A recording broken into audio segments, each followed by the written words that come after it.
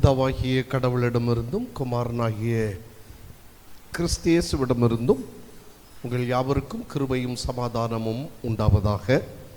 ஆண்டவர் இயேசு கிறிஸ்துவின் நல்ல நாமத்திலே உங்கள் யாவரையும் காண்பதிலும் இந்த நித்திய வெளிச்சம் தொலைக்காட்சி வழியாக கர்த்தருடைய வார்த்தையை உங்களோடு பகிர்ந்து கொள்வதிலும் நான் மகிழ்ச்சி அடைகிறேன். இந்த நித்திய வெளிச்சம் தொலைக்காட்சி ஊழியங்களை பார்க்கிறவர்கள், நீங்கள் இதற்காக ஜெபிக்க உங்களை அன்போடு கேட்கிறேன்.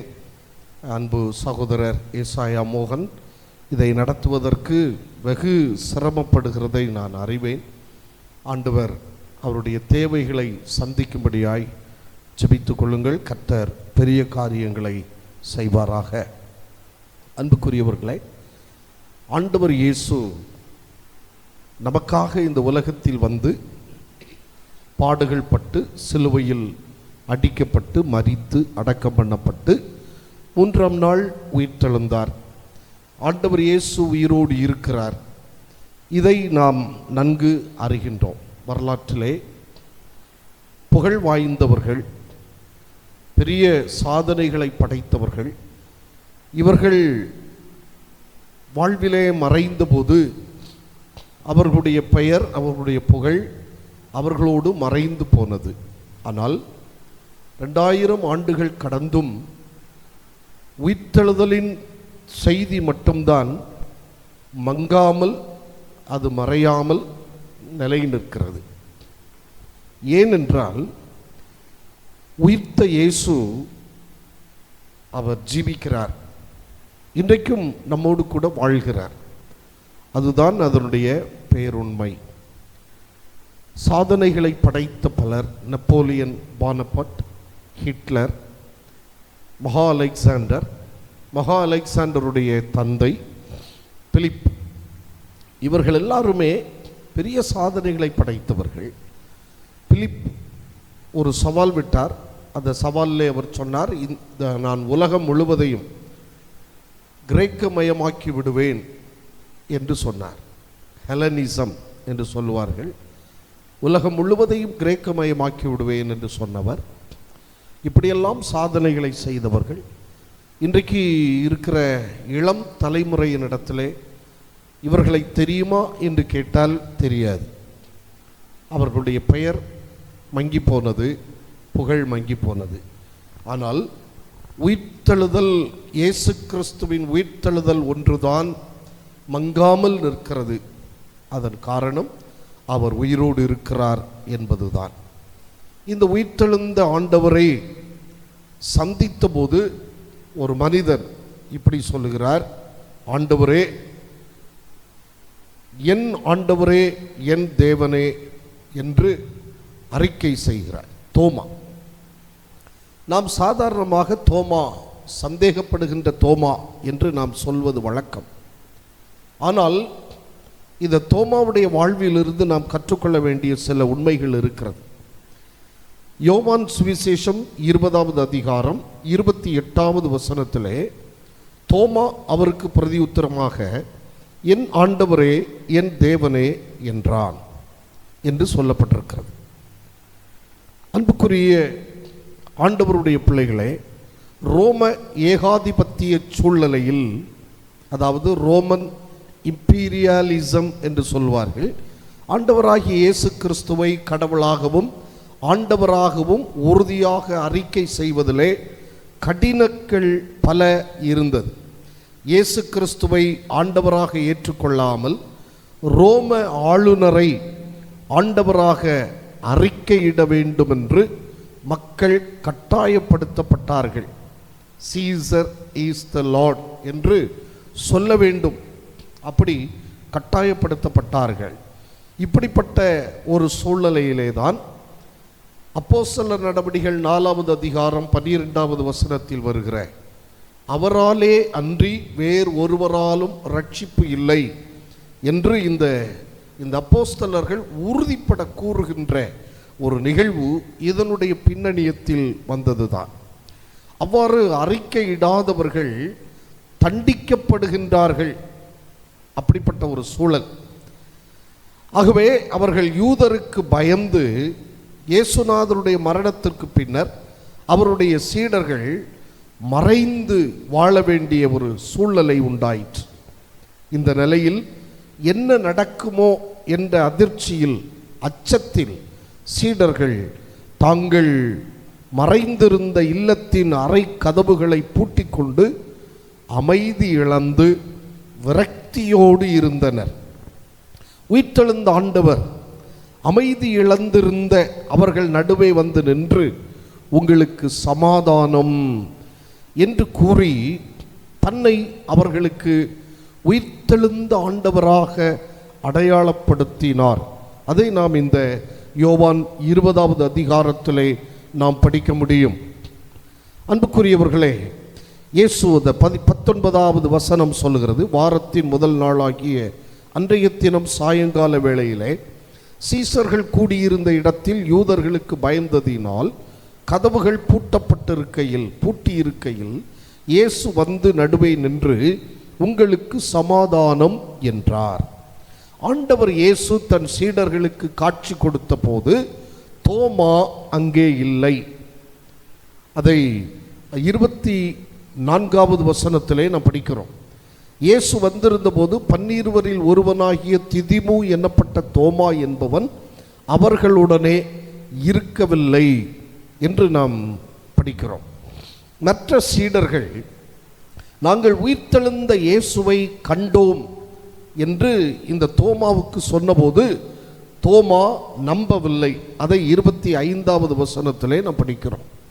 மற்ற சீஷர்கள் கர்த்தரை கண்டோம் என்று அவனுடனே சொன்னார்கள். அதற்கு அவன், அவருடைய கைகளில் ஆணிகளினால் உண்டான காயத்தை நான் கண்டு அந்த காயத்திலே என் விரலை விட்டு என் கையை அவருடைய விலாவிலே போட்டால் ஒழிய விசுவாசிக்க மாட்டேன் என்றான்.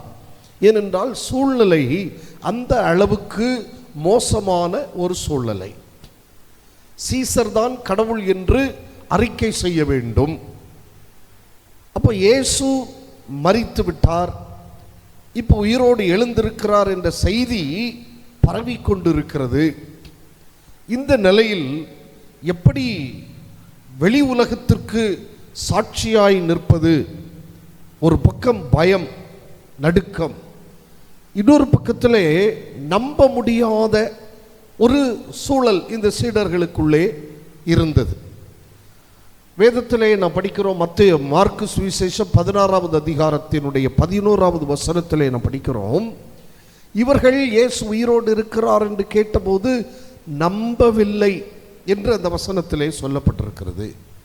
அப்படிப்பட்ட ஒரு நிலையிலே தான் இவர் சொல்லுகிறார், நான் அவருடைய காயங்களை கண்டு அந்த காயத்திலே என் விரலை விட்டு என் கையை அவர் விலாவிலே போட்டால் ஒழிய விசுவாசிக்க மாட்டேன் என்று இந்த தோமா இங்கே உறுதியாய் நிற்கிறார். தோமா அவரை விசுவாசிக்கும்படியாகவும் அவருடைய நற்செய்தியை எங்கும் அறிவிக்க வேண்டும் என்பதற்காகவும் மறுபடியும் 8 நாளைக்கு பின்பு மீண்டும் இயேசு தம்முடைய சீடர்களுக்கு காட்சி கொடுக்கிறார். அதை 26வது வசனத்திலே நாம் படிக்கிறோம். மறுபடியும் 8 நாளைக்கு பின்பு அவருடைய சீஷர்கள் வீட்டுக்குள்ளே இருந்தார்கள். தோமாவும் அவர்களுடனே கூட இருந்தான். கதவுகள் பூட்டப்பட்டிருந்தது. அப்பொழுது இயேசு வந்து நடுவே நின்று, உங்களுக்கு சமாதானம் என்றார். மீண்டும் 2வது முறை. இப்போது தோமா அங்கே இருக்கிறார். தோமாவுக்கு இயேசு தம்முடைய காயங்களை காட்டுகிறார். 27வது வசனம் சொல்லுகிறது, பின்பு அவர் தோமாவை நோக்கி, நீ உன் விரலை இங்கே நீட்டி என் கைகளை பார், உன் கையை நீட்டி என் விலாவிலே போடு, அவிசுவாசியாயிராமல் விசுவாசியாயிரு என்று சொல்லுகிறார். தன்னுடைய காயங்களை காட்டி தோமாவிடத்திலே சொல்லுகிறார், நீ அவிசுவாசியாக இருக்காதே, நீ விசுவாசியாக இரு. தோமா தன்னை முற்றிலும் அர்ப்பணித்தவராய் செய்த அறிக்கைதான் இந்த 28வது வசனம். ஆண்டவர் காயங்களை காட்டின போது தோமாவால் அதை நம்பாமல் இருக்க முடியவில்லை. காயங்களை பார்க்கிறார். காயங்களை பார்த்தவர் இப்பொழுது அதற்கு மேல் ஒன்றும் சொல்ல முடியாதவராய் அவர் சொல்லுகிறார், என் ஆண்டவரே, என் தேவனே என்று சொல்லுவதை நாம் இங்கே இந்த வசனத்திலே நாம் படிக்கிறோம். அன்புக்குரிய ஆண்டவருடைய பிள்ளைகளே, இந்த தோமாவுடைய அறிக்கையிலே ஒன்று நிச்சயமாய் நமக்கு உணர்த்தப்படுகிறது. என்ன? சீசர் அல்ல, ஆண்டவரே நீர்தான் என்னுடைய ஆண்டவர். You are my lord, you are my god. நீர்தான் என்னுடைய ஆண்டவர், நீர்தான் என்னுடைய கடவுள் என்று இந்த தோமா சொல்லுகின்ற இந்த அறிக்கையை நாம் படிக்கிறோம். அன்புக்குரிய ஆண்டவருடைய பிள்ளைகளை, எண்ணி பாருங்கள். ஒரு அதிகமான உதவிகள் ஒரு மனிதன், ஒரு ரொம்ப உதவி தேவையில் இருக்கிற ஒரு மனிதனுக்கு செய்வானானால் அவன் சொல்லுகிற காரியம் இப்படி சொல்லுவான், நீ எனக்கு தெய்வம் மாதிரி, தெய்வம் மாதிரி, தெய்வம் போல, நீ எனக்கு தெய்வம் மாதிரி என்று சொல்லுகின்றதை நாம் கேட்கிறோம் அல்லவா? இங்கே இந்த இந்த தோமா, திதிமு என்னப்பட்ட தோமா ஆண்டவருடைய காயங்களை பார்த்தபோது, அதற்கு மேல் இந்த காயங்களை பார்த்துவிட்ட பிறகு ஒன்றும் சொல்ல முடியாதவனாய் அவர் சொல்லுகிறார், you are my lord, you are my god. ஆண்டவரே, நீரே என் தேவன், நீரே என் ஆண்டவர் என்று சொல்லுகின்ற அந்த உறுதிமொழியை நாம் இங்கே படிக்கிறோம். இந்த உறுதிமொழி கற்றுத்தருகின்ற ஒன்று ரெண்டு உண்மைகளை நான் உங்களுக்கு சொல்ல விரும்புகிறேன். ஆண்டவருடைய ஆற்றலை புரிந்து சொன்ன ஒரு உறுதிமொழி, ஆண்டவரின் உயிர்த்தெழுந்த ஆற்றலை அறிந்து இவன் சொன்ன ஒரு உறுதிமொழி. தோமா இயேசுநாதருடைய உயிர்த்தெழுதலின் ஆற்றலை அறிந்து கொண்டார். ஆகவே அப்படி அறிந்து கொண்டு அவர் உறுதியாய் சொன்ன இந்த வார்த்தை தான், என் ஆண்டவரே, என் தேவனே. அப்போஸ்தலர் நடபடிகள் 3வது அதிகாரத்தினுடைய 13 முதல் 15 வரைக்கும் இருக்கிற வசனத்திலே பேதுருவினுடைய சாட்சி அங்கே பலமாக இருக்கிறது. என்ன சொல்லுகிறார்? பிலாத்து அவரை விடுதலையாக்க தீர்மானித்த போது அவனுக்கு முன்பாக அவரை மறுதலித்தீர்கள். ஆணித்தரமாய் சொல்லுகிறான் பேதுரு, நீங்கள் யூதர்களே, நீங்கள் அவரை மறுதலித்தீர்கள். பிலாத்து அவரை விடுவிக்க முயற்சித்தான், நீங்கள் அதற்கு முட்டுக்கட்டையாய் தடையாய் இருந்தீர்கள். 15வது வசனத்திலே சொல்லுகிறார், ஜீவாதிபதியை கொலை செய்தீர்கள். 3ஆம் நாளிலே தேவன் அவரை உயிரோடு எழுப்பினார். மரணம் அவரை தடுத்து நிறுத்த முடியவில்லை. கல்லறையின் வாயிலில் பெருங்கல், கல்லறைக்கு அருகிலே வீரர்கள், இந்த தடைகளெல்லாம் அகன்றது. மார்க் 16ஆம் அதிகாரம் 3வது வசனத்திலே நாம் அதை படிக்கிறோம். மார்க் 16வது அதிகாரம் 4வது வசனத்திலே அந்த கல் மிகவும் பெரிதாய் இருந்தது என்று சொல்லப்பட்டிருக்கிறதை நாம் படிக்கிறோம். யார் உதவுவது என்று பெண்கள் பேசிக்கொண்டு போகிறார்கள். ஒரு அங்கலாய்ப்பு, நமக்காக யார் இந்த கல்லை புரட்டி தள்ளுவார், ஒருவரும் உதவிக்கு இல்லையே என்று ஒருவரோடு ஒருவர் பேசிக்கொண்டு போகிறார்கள். இந்த உலகத்திலே இப்படிப்பட்ட அங்கலாய்ப்பு பல நேரங்களிலே நமக்கும் வருவதுண்டு. நான் துணை செய்கிறேன், நான் உதவி செய்கிறேன் என்று சொல்லுகிறவர்களெல்லாம் ஒரு கட்டத்திலே விட்டு விட்டு ஓடி போவார்கள். ஒரு பழைய கீர்த்தனை பாடல் இப்படி சொல்லுகிறது, நாம் நாம் துணையன நயந்தூரை சொன்னவர், நாம் நாம் துணையன நயந்தூரை சொன்னவர், நட்டாற்றில் விட்டாரையா தனியனை, நட்டாற்றில் விட்டாரையா தனியனுக்கு ஆதாரம் நீர்தான் ஐயா, என் துறையே ஆதாரம் நீர்தான் ஐயா. நான் உனக்கு துணை, நான் துணை என்று சொன்னவர்களெல்லாம் நட்டாற்றில் விட்டுவிட்டார். ஆண்டவரே, இந்த தனியனுக்கு நீர்தான் துணை என்று பக்தன் பாடின பாடலை நாம் கேட்டோம். யார் நமக்கு உதவி செய்வார்? யார் இந்த கல்லை புரட்டி தள்ளுவார்? அப்படிப்பட்ட அந்த பெரிய ஒரு அங்கலாய்ப்பின் நேரத்திலே அவர்கள் ஏறிட்டு பார்த்தபோது அந்த பெருங்கல் புரட்டி தள்ளப்பட்டிருந்ததை கண்டார்கள். When they looked, they saw that the stone was rolled away. அவர்கள் நோக்கி பார்த்தபோது, ஏறிட்டு பார்த்தபோது அந்த பெருங்கல் புரட்டி தள்ளப்பட்டிருந்தது. Who did it? யார் இதை செய்தது? மத்தேயு 28ஆம் அதிகாரத்தின் 2வது வசனம் அது இப்படி சொல்லுகிறது. The angel of the Lord descended from heaven and rolled back the stone and sat upon it. வானத்திலிருந்து ஒரு தூதன் இறங்கி வந்து அந்த கல்லை புரட்டி தள்ளி அந்த கல்லின் மேல் உட்கார்ந்தான் என்று அங்கே எழுதப்பட்டிருக்கிறது. இந்த ஆண்டவருடைய உயிர்த்தெழுதலின் வல்லமையை இந்த தோமா அறிந்து அறிந்து அவர் சொல்லுகிற ஒரு சான்றுதான், நீரே ஆண்டவர், நீரே என் தேவன். அன்புக்குரிய ஆண்டவருடைய பிள்ளைகளே, எந்த சூழ்நிலையாக இருந்தாலும் ஆண்டவரை நாம் ஏறிட்டு பார்க்கிற போது, நோக்கி பார்க்கிற போது அவருடைய உயிர்த்தெழுதலின் ஆற்றலை நாம் புரிந்து கொள்ள முடியும். உயிர்த்தெழுதலின் ஆற்றலை நம்முடைய வாழ்விலே அனுபவிக்க முடியும் என்பதை நாம் தெரிந்து கொள்ள வேண்டும். எனக்கு ஒத்தாசை வரும் பர்வதங்களுக்கு நேராக என் கண்களை ஏறெடுக்கிறேன். I lift up my eyes. என் கண்களை ஏறெடுக்கிறேன். சங்கீதக்காரர் பாடும்போது பாடுகிறார் 121ஆம் சங்கீதம் 1வது வசனத்திலே. அப்படி ஏறிட்டு பார்க்கிற போது வெளிப்படுகின்ற அந்த வல்லமை, ஆண்டவருடைய உயிர்த்தெழுதலின் வல்லமை, அந்த உயிர்த்தெழுதலின் வல்லமையை அறிந்து கொண்டு இந்த தோமா, திதிமு என்னப்பட்ட தோமா சொன்ன அறிக்கை தான், Lord, you are the Lord, you are the God. ஆண்டவரே, நீர்தான் ஆண்டவர், நீர்தான் என் கடவுள்.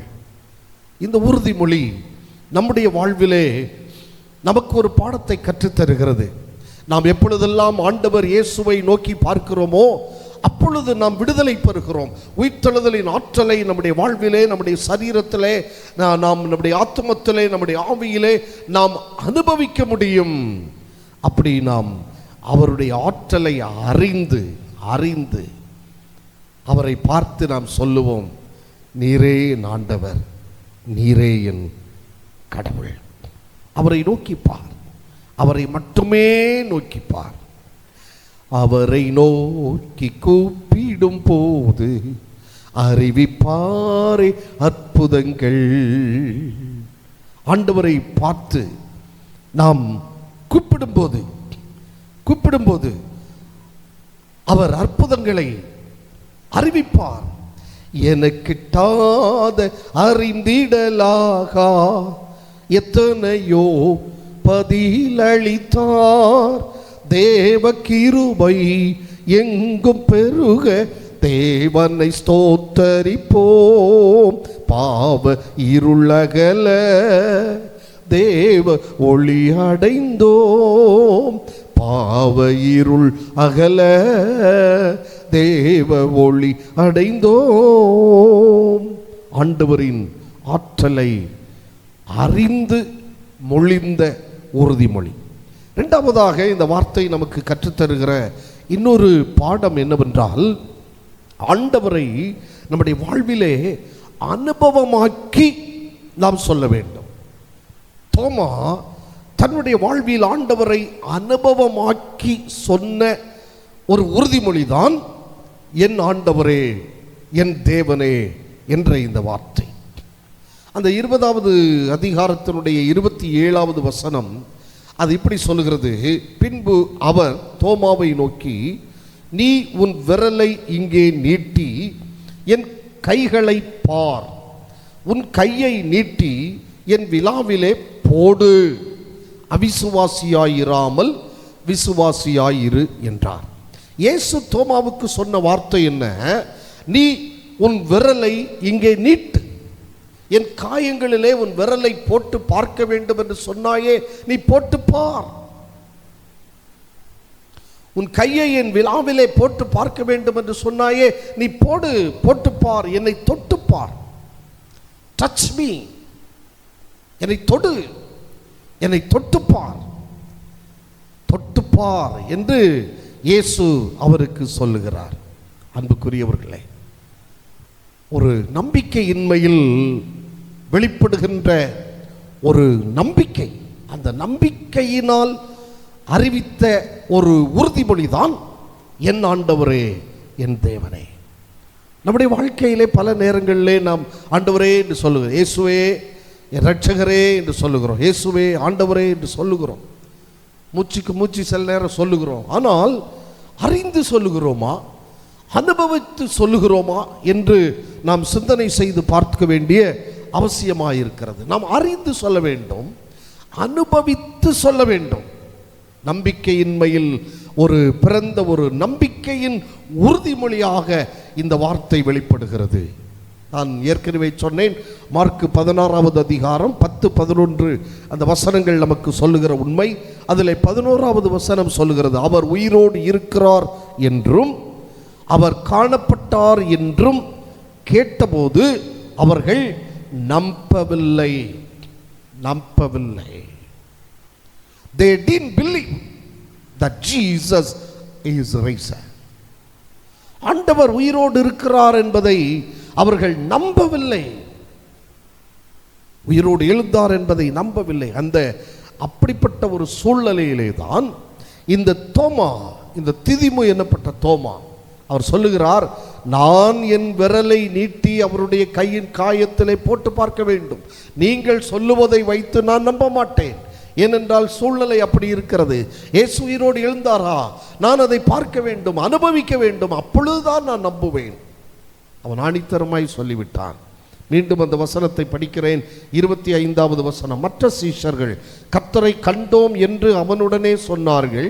அதற்கு அவன், அவருடைய கைகளில் ஆணிகளினால் உண்டான காயத்தை நான் கண்டு அந்த காயத்திலே என் விரலை விட்டு என் கையை அவருடைய விலாவிலே போட்டால் ஒழிய விசுவாசிக்க மாட்டேன் என்றான். நம்ப மாட்டேன் என்றான். நம்புவதற்கு அவனுக்கு ஒரு தடை இருந்தது. அந்த நம்ப முடியாத ஒரு சூழ்நிலையிலே இயேசு அவருடைய காயங்களை காட்டுகிறார். பார், உன் விரலை இங்கே நீட்டு, என் காயங்களிலே உன் விரலை போட்டு பார், உன் கையை நீட்டு என் விலாவிலை போடு, பார், அவிசுவாசியாயிராதே விசுவாசியாயிரு. வேத புஸ்தகத்திலே பல சூழ்நிலைகளில் இந்த சீடர்கள் அல்லது இயேசுவை பின்பற்றியவர்கள் அவரை நம்பாமல் இருந்த சூழ்நிலைகளை நாம் படிக்க முடியும். லூக்கா சுவிசேஷம் 24வது அதிகாரத்திலே நாம் படிக்கிற போது அங்கே நாம் காண்கிறோம், 2 பேர் உயிர்த்தெழுந்த நாளின் அந்த மாலையிலே 2 பேர் எம்மாவு என்கிற கிராமத்திற்கு நடந்து போகிறார்கள். அவர்கள் ஒருவரோடு ஒருவர் பேசிக்கொண்டு போகிறார்கள். அப்போது இயேசு அவர்களோடு கூட நடந்து போகிறார். அவர் கேட்கிறார், நீங்கள் என்ன பேசிக்கொண்டு போகிறீர்கள்? அவர்கள் சொல்லுகிறார்கள், நீர் அந்நியரோ, எருசலேமிலே நடக்கிறதெல்லாம் உமக்கு தெரியாதோ? இப்படி நசரேயனாகிய இயேசு எங்களை விடுதலையாக்குவார் என்று நாங்கள் அவரை நம்பியிருந்தோம். ஆனால் அவரை சிலுவையிலே அறைந்து விட்டார்கள். 2 நாட்கள் கடந்து விட்டது. இன்றைக்கு காலையிலே எல்லாரும் அவரை பார்த்தோம் என்று வந்து சொன்னார்கள். அவர் உயிர்த்தெழுந்து விட்டார், நாங்கள் கண்டோம் என்று எங்களோடு இருந்த பெண்கள் சொன்னார்கள். எங்களை பிரமிக்கப்படினார்கள். அந்த வார்த்தை எப்படி சொல்லுகிறது? எங்களை பிரமிக்கப்படினார்கள். அதற்கு அர்த்தம் என்ன? நாங்க நம்பல, அவங்க சொன்னாங்க. ஆனா அந்த பகுதியிலே லூக்கா 24ஆம் அதிகாரம் 30-31 வசனங்களை நாம் படிக்கிற போது, but Jesus open there ice, ஆனால் இயேசு அவர்களுடைய கண்களை திறந்தார்,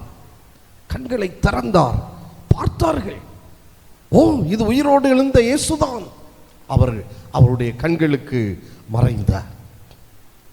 யோவான் சுவிசேஷம் 11வது அதிகாரத்தில் லாசரு என்கிற மனிதன் இறந்து போனான். அவனுடைய சகோதரி இயேசு ஒரு கல்லறையின் அருகிலே நின்று கொண்டு கல்லறையின் கல்லை புரட்டி தள்ளுங்கள் என்று சொல்லுகிறார். அந்த பெண்மணி சொல்லுகிறாள், ஆண்டவரே, நாருமே 4 நாளாயிற்று, நாருமே. 39ஆம் வசனம். உடனே 40வது வசனத்தில் இயேசு என்ன சொன்னார் தெரியுமா? நீ விசுவாசிக்கவில்லையா? நீ விசுவாசித்தால் தேவனுடைய மகிமையை காண்பாய் என்று நான் உனக்கு சொல்லவில்லையா என்று கேட்கிறார். நீ விசுவாசித்தால் தேவனுடைய மகிமையை காண்பாய் என்று நான் உனக்கு சொல்லவில்லையா? நான் சொல்லியிருக்கிறேன் அல்லவா? அப்படியானால் உன் நம்பிக்கை என்ன ஆயிற்று, உன் விசுவாசம் என்ன ஆயிற்று என்பது போல ஆண்டவர் இங்கே கேட்பதை நாம் இங்கே புரிந்து கொள்ளுகிறோம். எனக்கு அன்பான ஆண்டவருடைய பிள்ளைகளே, சற்று நம்மை நாம் சிந்தித்து பார்ப்போம். மார்க் 5ஆம் அதிகாரத்தில் யவீர் என்கிற ஒரு மனுஷன், அவனுடைய மகள் மரித்து போகிறாள். லூக்கா அதை எழுதும்போது 12 வயது சிறுமி என்று எழுதுகிறார். ஒரு சிறு பிள்ளை 12 வயது, அவள் மரித்து போகிறாள். இயேசு அங்கே போகிறார். இயேசு அங்கே போய் சொல்லுகிறாள், நீங்கள் சத்தமிடாதிருங்கள், இறையாதிருங்கள், அமைதலாயிருங்கள். அவள் மரிக்கவில்லை, அவள் நித்திரையாயிருக்கிறாள். இதை சொன்ன உடனே அந்த வசனம் சொல்லுகிறது, அவர்களெல்லாம் நகைத்தார்களாம். 40வது வசனம் சொல்லுகிறது, mark 5:40, and they laughed him to scorn. அவரை நிந்திக்கும்படி அவர்களெல்லாம் சிரிக்கிறார்கள். இயேசு அந்த பெண்ணை உயிரோடு எழுப்புகிறார். கையை பிடித்து தலித்தாகுமி என்று சொல்லுகிறாள். சிறு பெண்ணே எழுந்திரு, தலித்தாகுமி. அவளை உயிரோடு எழுப்புகிறார். எனக்கு அன்பான ஆண்டவருடைய பிள்ளைகள், வாழ்க்கையிலே நம்ப முடியாத சூழ்நிலை ஒருவேளை இருக்குமானால் சோர்ந்து போகாதே, துவண்டு போகாதே. கண்டுனை அழைத்த தேவன் கைவிடுவாரோ? கண்டுனை அழைத்த தேவன் கைவிடுவாரோ? சோர்ந்து போகாதே மனமே, சோர்ந்து போகாதே. ஆண்டவர் இயேசு சொல்லுகிறார் தோமாவுக்கு, அவிசுவாசியாயிராமல் விசுவாசியாயிரு. அவிசுவாசியாயிராதே, விசுவாசியாயிரு. யோவான் 14வது அதிகாரம் 1 வசனத்திலே ஆண்டவர் இயேசு சீடர்களுக்கு சொல்லி போன ஒரு வார்த்தை, உங்கள் இருதயம் கலங்காதிருப்பதாக. இது கிரேக்க மொழியிலே அது எப்படி எழுதப்பட்டிருக்கிறது என்றால், உங்கள் இருதயம் கலங்க இடம் கொடாதிருங்கள். சொல்லிவிட்டு சொல்லுகிறார், தேவனிடத்தில் விசுவாசமாயிருங்கள், என்னிடத்திலும் விசுவாசமாயிருங்கள். உள்ளம் கலங்காதிருங்கள். அப்படி உள்ளம் கலங்க வேண்டிய சூழல் வருகிற போது நீங்கள் செய்ய வேண்டிய காரியம் என்ன? விசுவாசிகளாயிருங்கள், விசுவாசம் கொள்ளுங்கள், என்னை நம்புங்கள், கடவுளை நம்புங்கள், பிதாவை நம்புங்கள். அதுதான் ஆண்டவர் சொல்லுகின்ற வார்த்தை. அன்புக்குரியவர்களே, அப்படியானால் இந்த தோமா இயேசுவை தன்னுடைய வாழ்க்கையிலே அனுபவித்து அறிக்கையிடுகிறார், நீர்தான் என் ஆண்டவர். நிறைவாக ஒன்றை நான் சொல்லி முடிக்கிறேன். அவர் இந்த வார்த்தையை தாராளமாய் ஒரு சாட்சியாக சொல்லுகிறார். அறிவித்து அவர் மொழிந்த உறுதிமொழி, யூ ஆர் மை லார்ட். நீர்தான் என்னுடைய ஆண்டவர். அப்போஸ்தலர் நடபடிகள் 3ஆம் அதிகாரம் 15ஆம் வசனத்திலே படிக்கிற போது சீடர்கள் சொல்லுகிறார்கள், பேதுரு சீடர்கள் சார்பிலே சொல்லுகிறார், நாங்கள் சாட்சிகள், உயிர்த்தெழுந்த இயேசுவுக்கு நாங்கள் சாட்சிகள். we are the witnesses of the resurrected Christ. உயிர்த்தெழுந்த இயேசுவுக்கு நாங்கள் சாட்சிகள். மணி, wealth is not my Lord. Fame is not my Lord. Position is not my Lord. Jesus alone is my Lord. Jesus alone is my God. எனக்கு அன்பானவர்களே, அந்த ஆண்டவரை பார்த்து நாம் சொல்லுவோமா, ஆண்டவரே நீரே என் ஆண்டவர், நீரே என் கடவுள் சொல்லுவோமா? இயேசு போதுமே போதுமே, இயேசு போதுமே போதுமே, எந்த நாளிலுமே என் நிலையிலுமே எந்த வாழ்வினிலே இயேசு போதுமே. ஆண்டவர் உங்களை ஆசீர்வதிக்கட்டும். இந்த வார்த்தைகள் மூலமாய் நீங்கள் ஆண்டவரால் ஆசீர்வதிக்கப்படுங்கள். ஆண்டவரை நம்புங்கள், கர்த்தர் உங்களை சாட்சியாய் நிறுத்துவார். ஆமென்.